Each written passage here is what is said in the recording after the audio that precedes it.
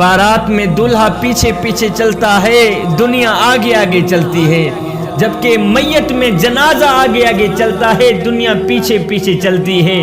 جوانوں، دنیا خوشیوں میں تو آگے آگے ہوتی ہے، لیکن جب برا وقت آتا ہے، غموں کا وقت آتا ہے، تو پھر دنیا پیچھے ہی چلی جاتی ہے۔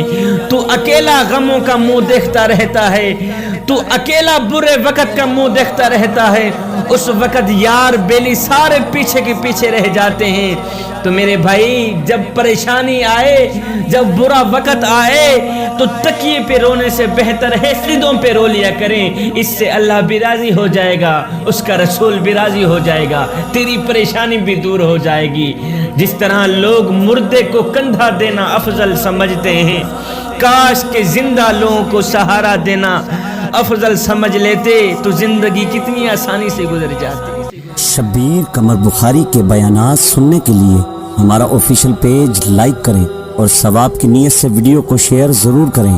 جزاک اللہ۔